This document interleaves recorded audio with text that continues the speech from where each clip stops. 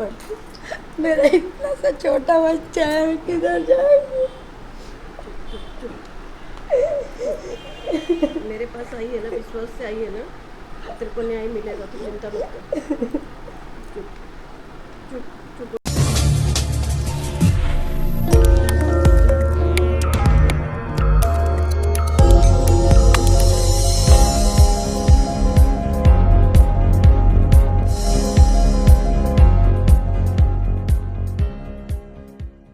इस वक्त हमारे साथ मौजूद है एक ऐसी अभागी महिला जिसको उसके ससुराल पक्षों द्वारा बहुत ज़्यादा प्रताड़ित किया जा रहा है।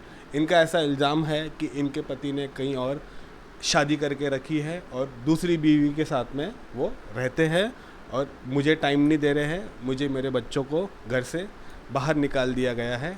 आइए जानते हो उनकी आप बीती उन्हीं की ज़बानी। मेरा नाम शुभांगी अक्षय सूर्यवंशी है। मेरे पति ने मेरे को और मेरे बच्चे को छोड़ दिया है। अभी हमको रहने के लिए घर नहीं है, हम लोग रास्ते पे है, कभी इसके घर कभी उसके घर रहते हैं हम लोग। हमको पूछता नहीं है, कुछ नहीं है, इधर लाके उसने छोड़ दिया है। मेरा जो भी मेरे पापा ने सोना बिना बनाया था वो सब बेच के खाया है उसने। बच्चे को भी नहीं देखता है और मेरे को भी नहीं देखता है वो। अभी कुछ आता भी नहीं है, कुछ भी नहीं। और दूसरा एक लड़की है पायल केशववाड़ी, उसके साथ उसका अफेयर है, उसके साथ में वो रहता है, घूमता भी है और रहता भी। बोरवली इधर डेपो में काम करता है, वो बस चलाता है। अभी मेरा एक बच्चा है, इसका फ्यूचर कैसे रहेगा, मैं कैसे संभालूँ? मेरे बच्चे को कैसे संभालूँगी? मेरा इतना सा बच्चा है, इसका फ्यूचर अभी बहुत बड़ा है। और मुझे बोल रहा था 2 लाख रुपए दे, तलाक दे दे मुझे, 2 लाख रुपए देता हूँ। 2 लाख रुपए में मेरे बच्चे का फ्यूचर कैसे बनेगा? उसको जन्म दे के उसने ऐसे छोड़ दिया। हमको खाने पीने के नहीं है, इसके घर पे उसके घर पे रहते हैं। और शादी करके गया था तो नौकर बना के रखा था मुझे, और मुझे रोज़ मारता था, बाप के पास से पैसा लेके आ, पैसा लेके आ करके। शारीरिक तकलीफें बहुत देता था, बहुत मारता था मुझे वो, घर से निकाल देता था, बहुत मार मार के रोज़ रात को निकालता था। अभी मैं किधर जाऊंगी मेरे बच्चों को लेके? मेरे बाप ने जो भी उन्होंने मांग की सब थी, 1 लाख रुपए दहेज भी दिया है उनको, सब किया। मेरा माँ बाप बहुत गरीब है, मेरी माँ डायलिसिस पेशेंट है, उसका गए दूसरे दिन में तीसरे दिन में उसका डायलिसिस होता है। मेरे माँ बाप को भी खुद का घर नहीं है रहने को, वो भाड़े से रहते हैं। फिर मैं किधर जाऊंगी, किधर रहूँगी? हम लोगों को घर भी नहीं है रहने के लिए। इसीलिए मैं अनीता दीदी के साथ पास आई हूँ अब न्याय मांगने के लिए। इसीलिए वो मेरे को, आप दीदी मेरे को न्याय लेके दे दो बस। ये मेरे पापा है।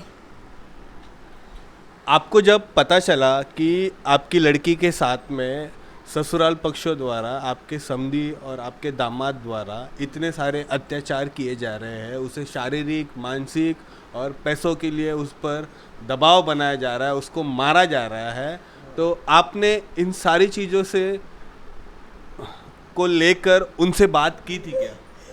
की थी ना, बात की थी। वो लोग कुछ नहीं बोल रहा है, हम संभाल नहीं पाएगा, ऐसा वैसा। थोड़ा दिन बोला रूम लेके देगा, ये करेगा वो करेगा, सब बोल के चूतिया बनाए हम लोग को। और पैसा वैसा सब दे के मैं शादी किया। क्यों किया? तो उसको खुद का रूम है और उसको गाड़ी है, ओला गाड़ी। बोला मेरे बेटी को संभाल सकता है करके मैं शादी करवा दिया। 1 लाख रुपया हुंडा दिया और गादी पलंग कपाट विकाट सब कुछ, भांडा कुंडा सब कुछ दे के मैं शादी करवाया। लेकिन मेरे लड़की को 2-3 साल अच्छे से रखा, वो एक बच्चा हो गया। उसके बाद उसको मारपीट करने लगा, उसका सास ससुराल सब उसको तकलीफ़ देने लगे। ऐसा करके रूम ले तुम्हारे पापा के पास करके भिवंडी में रूम ले बोला, रूम लिया, फिर सामान ला के डाला। बाद में बोलता है मैं आएगा भी नहीं जाएगा, तू देख, तेरा माँ बाप जाने तू जाने करके। वो अभी तक वो आता नहीं। कोई लड़का है उसके साथ में आपे रह लगता है, वो उसका काम करता है अभी छुपा छुपा के। और इसका जो कर्जा है, अभी कोई भी औरत पर मर्द को कर्जा तो देती है ना महिला मंडल तरफ से, तो उसने भी दे दिया। तो उसने भी वो भी कर्जा भी इसके ऊपर ढकल दिया। कर्जे वाले इसके पीछे आके चिल्लाते हैं, कहाँ से देगी? अभी हमारे पास भी हमारे नौकरी नहीं, हम भी ऐसे बुढ़े हो गए ले, हमको रूम नहीं कुछ नहीं, मेरी औरत डायलिसिस वाली है। हाँ, ये सब हम कैसा करेगा? अभी इसको जो भी चटनी बागर खा के अभी तक निकाल रहा है। वो बच्चा का स्कूल जाना वो भी डूब गया, सब डूब गया। इसके लिए मेरा कहना है कि मेरा लड़की को न्याय दो। ये दीदी के पास आया है, दीदी को नमस्कार करता हूँ मैं कि मेरे लड़की को न्याय दिलवा दो। आपके पिताजी ने अभी बताया कि आपके नाम से आपके पति ने लोन लिया है, वो लोन के पैसे आपके अकाउंट में आए थे, तो वो पैसे को विड्रॉल किसने किया, आपने किया? मेरे हस्बैंड ने किया विड्रॉल। विड्रॉल एटीएम लेके मेरा पति गया और सब पैसा मेरे पति ने खाया है, सब उसने उड़ा है। मेरे को 1 रुपए तक नहीं दिया उसने।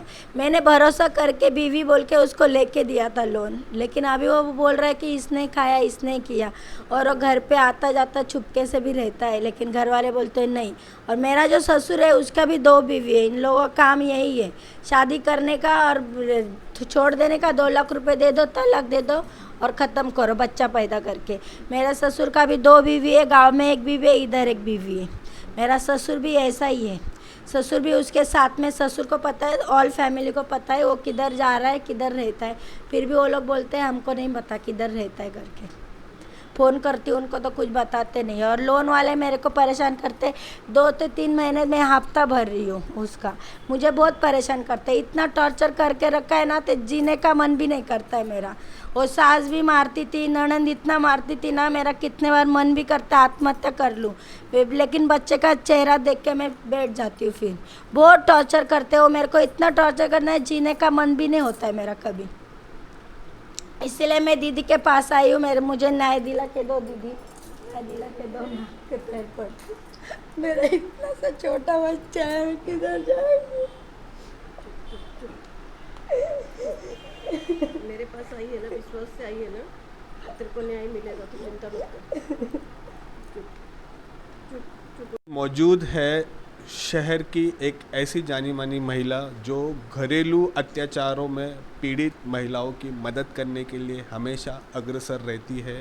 और इनको भी कहीं ना कहीं किसी के द्वारा पता चला कि शहर में एक ऐसी महिला है जिनको लोग अनीता दीक्षित दीदी के नाम से जानते हैं, तो ये महिला उनके पास आई है। आइए दीदी से जानते हैं कि वो क्या सुझाव देंगे हमारे चैनल के माध्यम से सभी को। नमस्कार, मैं अनीता दीक्षित, नरेंद्र मोदी विचार मंच की मैं राष्ट्रीय महामंत्री हूँ। गर्जना प्रतिष्ठान एनजीओ की संस्थापिका हूँ। ये महिला मेरे पास 3 महीना पहले आई थी और काफ़ी रोई मेरे पास आकर के। इसको किसी ने मेरे बारे में बताया था कि ऐसे से उधर जा, तुझे न्याय मिलेगा।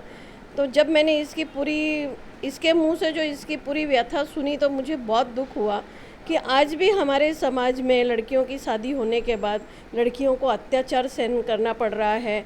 मतलब आज भी शादी के बाद लड़कियां एक तरह से अपने ससुराल में खिलौना बन के रह रही हैं, और बच्चा पैदा करने के बाद फिर उसके ऊपर इस तरह से अत्याचार करना, टॉर्चर करना, हर तरह से उसको टॉर्चर किया गया है। शारीरिक तौर से बोलिए, मानसिक तौर से बोलिए, ना उसे खाना देना, ना उसे घर से निकाल दिया गया। उसका ससुर है, सास है, ननद है, हस्बैंड है।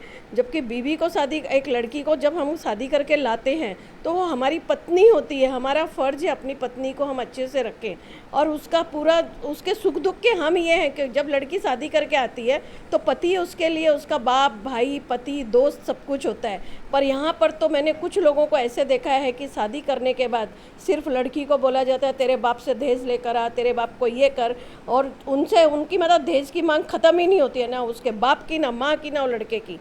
इसके बेचारे पापा ने घर बेच दिया इस लड़की की शादी के लिए। इनको इतना मतलब ये लोग रास्ते पे आ गए, आज बेचारे दर दर की ठोकर खा रहे हैं। इसकी मम्मी डायलिसिस पे है, जो इसको 2 दिन के बाद डायलिसिस लगता है। मुझे पता है, मैं मेडिकल फील्ड से रिलेटेड हूँ, तो मुझे पता है डायलिसिस का कितना खर्चा आता है। 2 दिन के बाद भी अगर हमें डायलिसिस लेना है तो हमें कहीं पे 3000 है, कहीं पे कितना है, हर तरह से मुँह खोला पैसा लिया जाता है। आज इसको इस तरह से टॉर्चर है कि, और जबकि इसका आदमी BHT में बोरीवली में काम पे है, और इसको ना पैसा देना है ना कुछ। इसको घर से बाहर निकाल दिया गया, धोखे से इसको घर से बाहर निकाला है। आज ये दर दर की ठोकर खा रही है। आज कोई रिश्तेदार भी इसको खड़ा नहीं कर रहा है। बच्चा मुझे बोलता है कि मैं जब मेरे पापा को फ़ोन करता हूँ और बोलता हूँ पापा मुझे भूख लगी है, मुझे पैसे भेज दो, तो इसका बाप इसको कहता है बाप के नाम पे कलंक है वो, कहता है कि मेरे पास पैसा नहीं, मैं पैसा वैसा नहीं भेजूंगा, और इसको गालियां देता है। जब ये बच्चा साथ में था तो इसको पट्टे से मारता था। 2-3 साल के बच्चे को इस तरह से पट्टे से मारना और इस तरह से अत्याचार करना, ये कहाँ का न्याय है और कहाँ तक ये सही है? ये सब चीज़ें गलत हैं। अगर आज भी महिलाओं को एक तरफ से तो आरक्षण दिया जा रहा है और एक तरफ महिलाएं, लड़कियां अपने ससुराल में किस तरह से टॉर्चर हो रही हैं, ये जो चीज़ें हो रही हैं बहुत गलत हो रही हैं। और मेरा तो यही प्रयत्न है कि मैं इसके, अब जो इसका हस्बैंड बीएसटी में है, मैं वहाँ पर भी जाऊँगी, वहाँ पर भी जाकर के इसके हस्बैंड का वहाँ पे बीएसटी में जाके जो भी संबंधित अधिकारी हैं उनसे मैं बात करूँगी और इस महिला को न्याय दिला के रहूँगी। इसका हक इसे मिलना चाहिए। जो दूसरी महिला को लेके बैठा है, इस तरह के जितने भी मर्द हैं, मैं तो कानून से एक ही बात कहना चाहूँगी कि इस तरह से जितने भी मर्द हैं उनके ऊपर कड़ी से कड़ी कार्रवाई की जाए, उनको सख्त से सख्त सज़ा दी जाए, ताकि वो फिर किसी औरत के साथ इस तरह से नहीं करे। अगर इस जगह पे हमारी बहनों के साथ ऐसा हो तो हम क्या करेंगे, उस मर्द को ये सोचना चाहिए। मैं इतना ही कह करके धन्यवाद करती हूँ न्यूज़ चैनल को, सतीश जी को, जो हर बार ये हमारी इस तरह से जो न्यूज़ें होती हैं, बेचारी लोग को न्याय दिलाना है, ये करना है, तो सतीश जी और न्यूज़ कवर करते हैं और पब्लिक तक ये न्यूज़ लाते हैं। इस चीज़ के लिए मैं इनका दिल से, तहे दिल से शुक्रिया अदा करती हूँ। मैं यही कहना चाहूँगी कि जो ऐसी महिलाएं हैं जो मतलब शादीशुदा मर्दों को फंसाती हैं, उनके चुंगल में फंस कर के ऐसे हंसी खुशी का परिवार एक उस घर को उद्ध्वस्त कर देती हैं, और वो भी कैसे पति हैं जो अपनी पत्नी को छोड़ के उनके साथ चल पड़ते हैं। तो मैं तो अब अपने इसके एनजीओ के माध्यम से एक मुहिम चलाने वाली हूँ। ऐसी महिलाओं का मैं सर मुंडवा करके चप्पलों से मारूंगी और इन महिलाओं से मरवाऊंगी कि तुम इतनी अत्याचार सहन कर रही हो ना, तुम इन औरतों को मारो और इतनी बुरी तरह से मारो कि फिर कोई औरत ऐसी हिम्मत ना करे कि हम किसी शादीशुदा पुरुष की ज़िंदगी में जाएं और उसके परिवार को तहस नहस कर दें। और सिर्फ पैसों के लिए उन मर्दों को फांसती हैं, क्योंकि उस औरत को पता है कि इसका आदमी बीएसटी में अच्छी जगह पे है, तो पैसों के लिए फांसा जाता है। सिर्फ पैसे लूटो और जब वो आदमी खाली हो गया तो उसको लात मारो, फिर किसी और के पास जाओ। ये महिलाओं के जो चल रहा है ना, इन महिलाओं के ऊपर एक्चुअली रियल में इन महिलाओं के ऊपर एक्शन लेना चाहिए और इनको कड़ी से कड़ी सज़ा देनी चाहिए। ऐसी महिलाओं को जो शादीशुदा मर्दों की ज़िंदगियों में आके उनके परिवार का तहस नहस, सत्यानाश कर देती हैं पूरी तरह से।